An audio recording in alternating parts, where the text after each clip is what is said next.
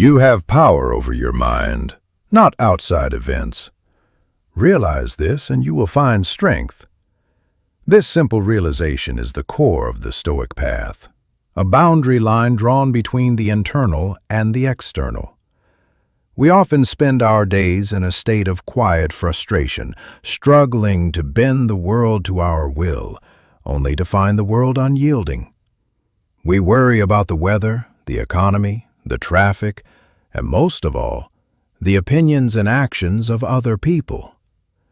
But the Emperor Marcus Aurelius invites you to step back and look at where your power truly begins and ends. He understood that there is very little within the reach of our direct control. Almost everything that goes on around us will happen despite our efforts to stop it.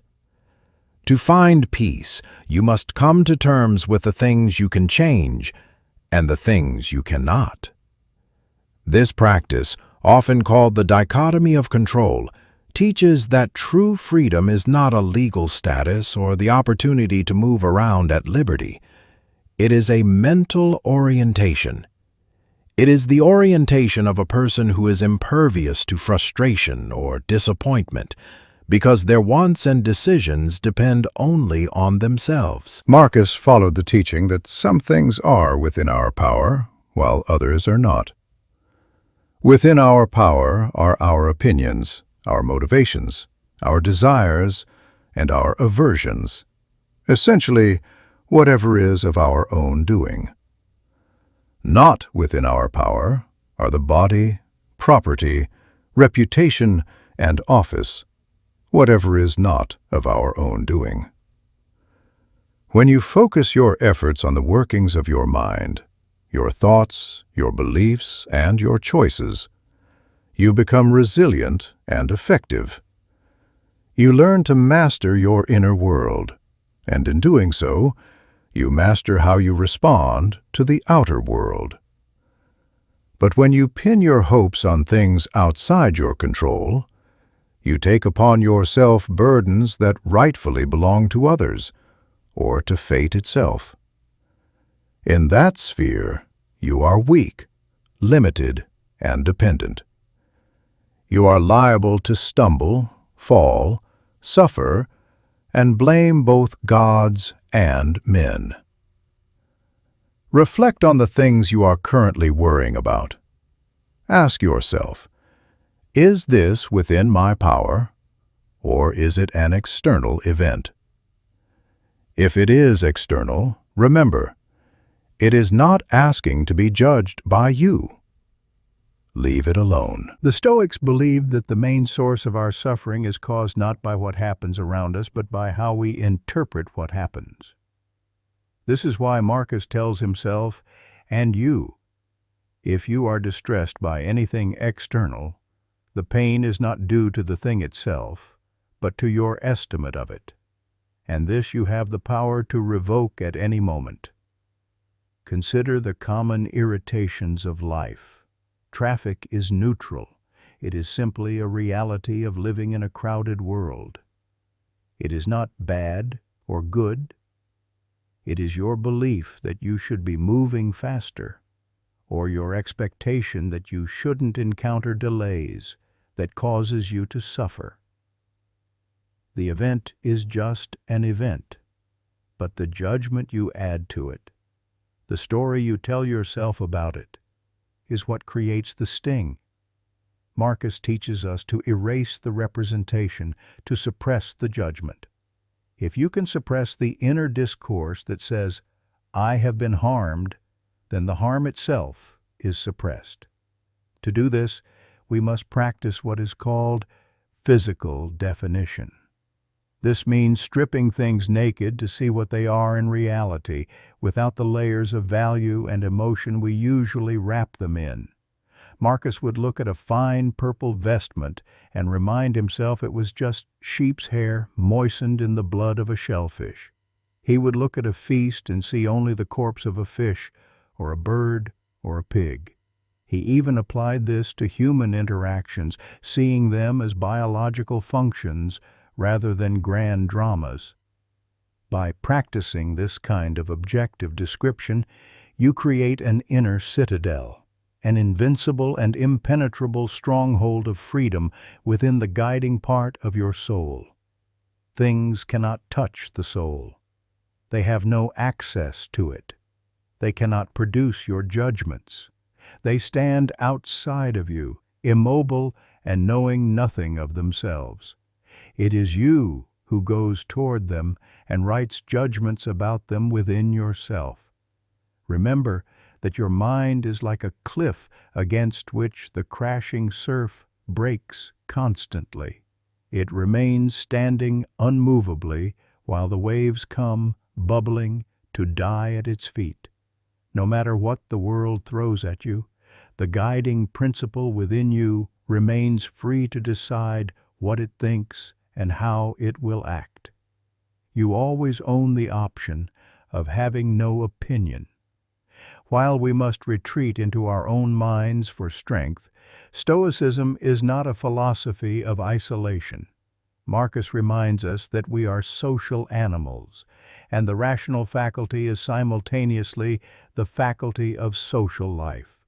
We are made for one another, and we have a duty to act in the service of the human community. This is the discipline of action. It requires that you do nothing at random and nothing that is not related to a goal. That goal should always be the common welfare. Marcus writes of taking joy and repose in one thing only, passing from one action accomplished in the service of the community to another, all of it accompanied by the remembrance of what is good. This can be difficult when we encounter people who are difficult, rude, or obstructive. Marcus suggests a morning meditation to prepare for this.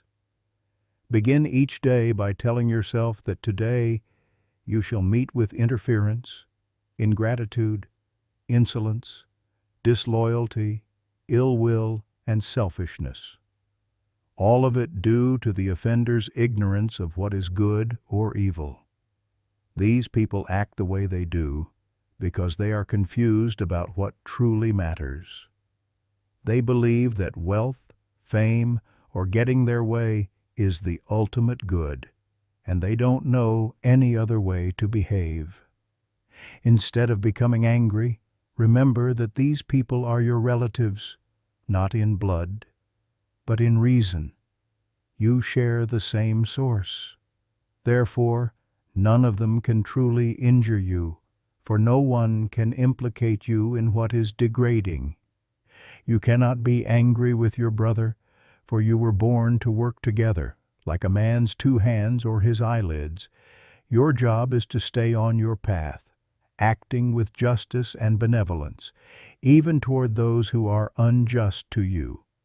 Goodness is invincible if it is sincere and without affectation.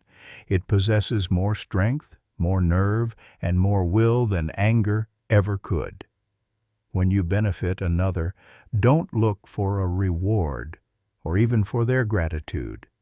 Be like the vine which bears grapes and seeks nothing more once it has given its fruit. Do good as naturally as an eye sees or a foot walks. The third great discipline is the discipline of desire, which teaches us to align our will with the will of the universe, a love of one's fate. Marcus views the universe as a single living entity, where all things are linked in a sacred connection. Everything that happens to you has been prepared for you in advance from all eternity. The interweaving of causes has, since the beginning, woven together your substance and your encounter with this specific event. To complain about what happens is to separate yourself from the whole. Instead, you should seek to say, "All that is in accord with you is in accord with me, O world. Nothing which occurs at the right time for you comes too soon or too late for me. All that your seasons produce is fruit for me." This is not a passive or weak resignation. It is an active engagement with reality. It is the realization that everything external is an opportunity to practice virtue. When you set out to act, do so with a reserve clause. Tell yourself, I want to do this if nothing prevents me. This way, if you are successful, you have acted well. And if you are obstructed by circumstances beyond your control, you have still succeeded in your true goal, to maintain your character and your peace of mind. You accept the obstacle as the new path. What stands in your way becomes the means to act. Time is like a river, a violent stream of events. No sooner has a thing been seen than it is carried away, and another comes in its place. Do not let yourself be troubled by the weight of your entire life, adding up in your mind all the potential difficulties. Instead, circumscribe the present. Only the present is yours to live, and only the present is yours to lose.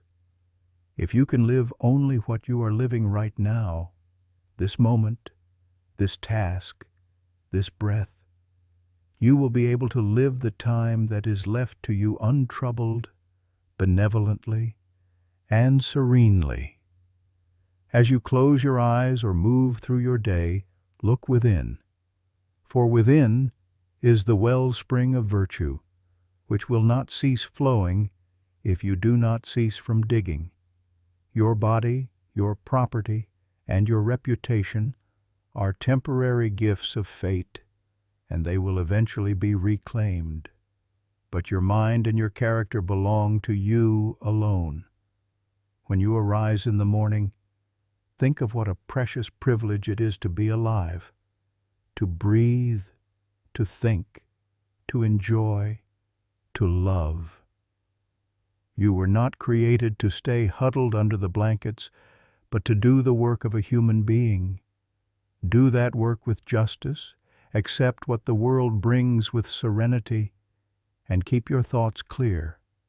Everything is ephemeral, both the one who remembers and the thing remembered. In a short time, you will be ashes, or a name, or not even a name. But right now, you are here. And in this moment, you have everything you need to be free. Leave the world to its own course, and attend only to the purity of your own heart.